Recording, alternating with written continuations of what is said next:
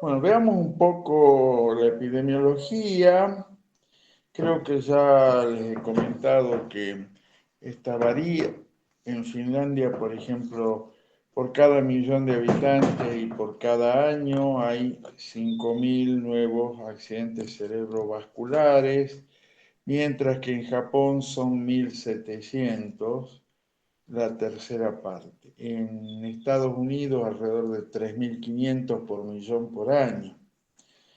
Eh, el ACV isquémico representa el 80%, 75% según algunos, y el 12 va a ser la hemorragia, el hematoma intraparenquimatoso espontáneo y un 13 la hemorragia subaracnoidea. Cuando está establecido, los síntomas duran más de 24 horas. Y si duran menos y revierten ad integrum, hablaremos de un accidente isquémico transitorio.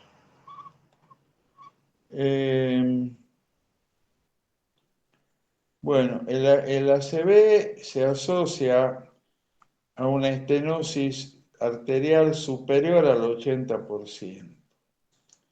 Estos habitualmente se van a encontrar en puntos de ramificación arterial, por ejemplo, la carótida común con la carótida interna o los 2 centímetros iniciales de la carótida interna. También podemos tener placas de ateroma importantes en el sifón carotidio, el origen de las arterias piales como la cerebral anterior, media y posterior, la arteria subclavia, la arteria vertebral, la unión de las vertebrales con la basilar o cualquier segmento de la basilar. Bueno, las estenosis arteriales pueden ser asintomáticas y el riesgo de transformarse en sintomática guarda relación con la composición del material estenosante y el grado de reducción de la luz arterial. Los síntomas se deben preferentemente a la formación de trombos murales en la placa estenosante que al desprenderse ocluyen ramas distales de la circulación. Es lo que llamamos la embolia arterio-arterial. Bueno, luego tenemos el ACV cardioembólico. Esto se da cuando el corazón mismo es la principal fuente embolígena. De hecho, puede serlo. Es decir, un corazón cuya aurícula no se contrae, sino que hace una suerte de vibración porque se contrae fibra por fibra en lugar de contraerse en bloque. Allí se va a agrandar, se va a remansar la sangre y se van a formar trombos en la pared de la aurícula. Exactamente o más precisamente en la orejuela de la aurícula. De ahí se van a desprender y van a migrar hacia arterias sanas y lo más grave es cuando lo hacen arterias cerebrales, dando lugar al ACV cardioembólico. Pero también podemos tener, ¿no es cierto?, los llamados infartos lacunares. Los infartos lacunares son pequeñas lesiones, habitualmente del orden de los 5 milímetros cúbicos, muy chiquititas, que se ubican en arterias perforantes de 100 a 400 micras que irrigan la sustancia blanca de los hemisferios cerebrales, los núcleos grises subcorticales, el diencéfalo y el tronco cerebral. Es decir, se producen pequeñas embolias en estas arterias perforantes que irrigan sustancia blanca, núcleos grises, núcleos de la base, diencéfalo y tronco. Estos pequeños infartos, muy pequeñitos, del orden de los 5 milímetros cúbicos, habitualmente son silentes, no van a dar ninguna clínica, a excepción que asienten en áreas muy elocuentes. A veces asientan en el brazo posterior de la cápsula interna y nos dan un déficit motor puro, o en el tálamo y nos dan un déficit sensitivo puro. Cuando se producen en gran cantidad, bueno, uno en la tomografía lo ve como pequeños puntos hipodensos, ¿no es cierto?, que se van a localizar, repito, corona radiada, cuerpo calloso, núcleos de la base, y el diencéfalo, es decir, piso del tercer ventrículo y el tronco. Cuando se dan en mucha cantidad estos pequeños infartos lacunares, van a producir desconexión a nivel de la sustancia blanca y va a dar lugar a un cuadro de demencia. Esta es la famosa demencia vascular o arterioesclerótica de muchas personas de edad avanzada. ¿Sí? ¿Alguna pregunta hasta acá? Bueno, veamos un poco la clínica entonces. No sé si volver a repetir o directamente pedirles que vean o repasar la clínica que nos había mostrado el trabajo de Scordenis. A ver, un segundo.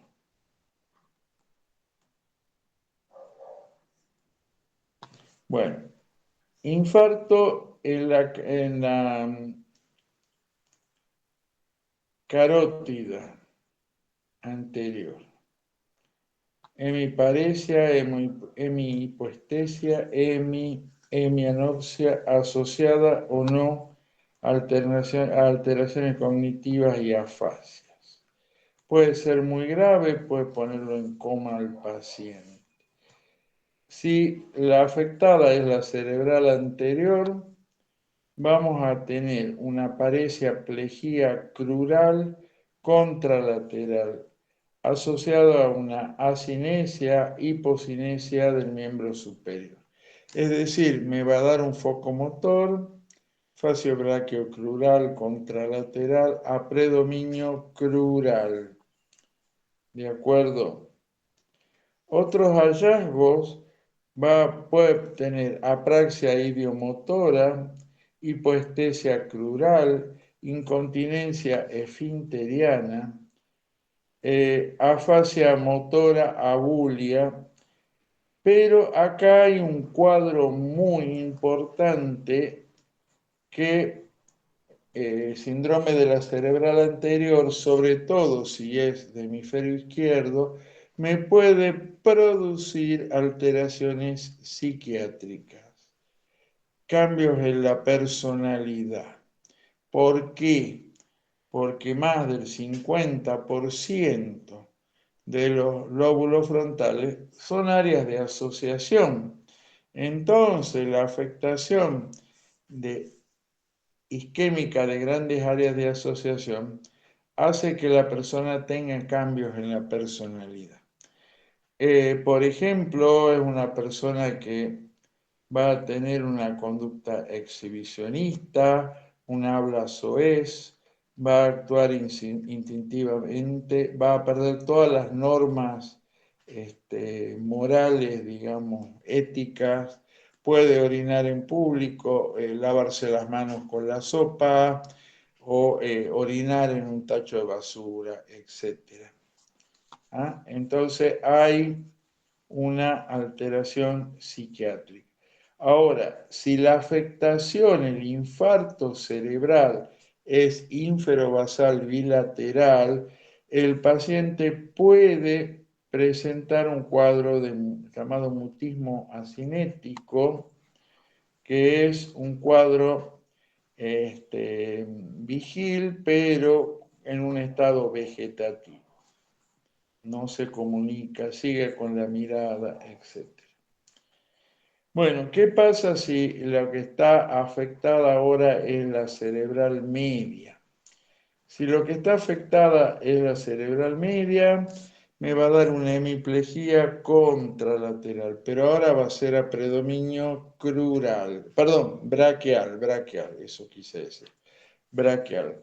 Puede tener una hemihipoestesia, una hemianopsia, apraxia, desviación conjugada de la mirada hacia el lado de la lesión. Si es hemisferio izquierdo, desvía hacia la izquierda, no puede desviar, llevar voluntariamente la mirada hacia el otro lado.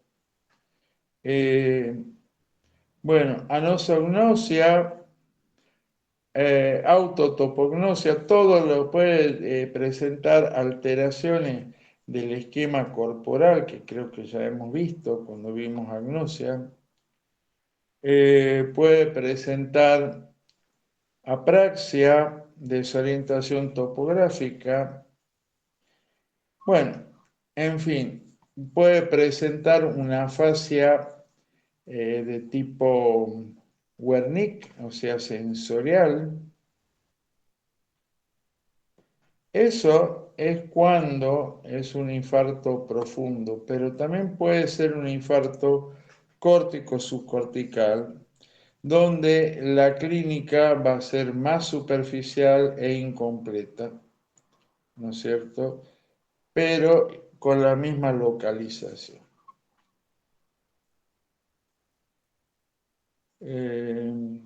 Ahora, si lo que está afectado es el tronco, bueno, acá, como yo les comenté, pasan cosas raras, pero yo les quiero didácticamente explicar lo siguiente.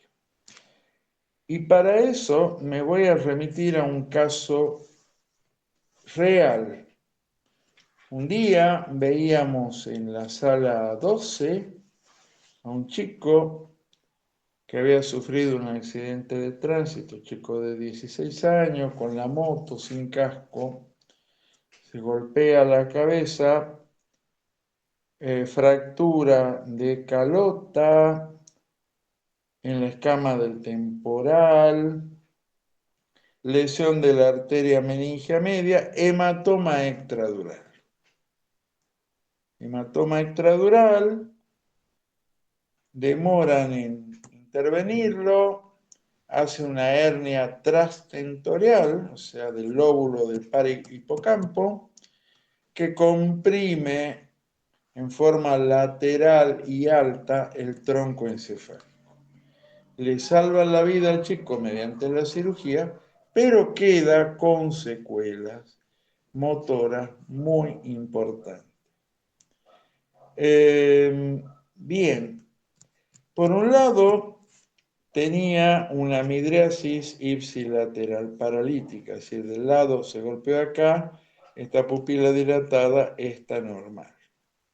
Y además, sin respuesta a la luz, eso es porque hubo compresión del núcleo de Ewing-Wedgwood, ya lo dije, que de donde salen las fibras parasimpáticas a través del tercer par para la contracción de la pupila.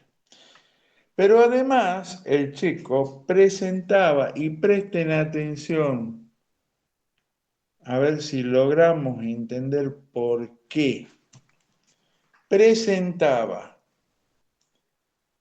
una paresia brachiocrural ipsilateral, del mismo lado, ipsilateral, brachiocrural,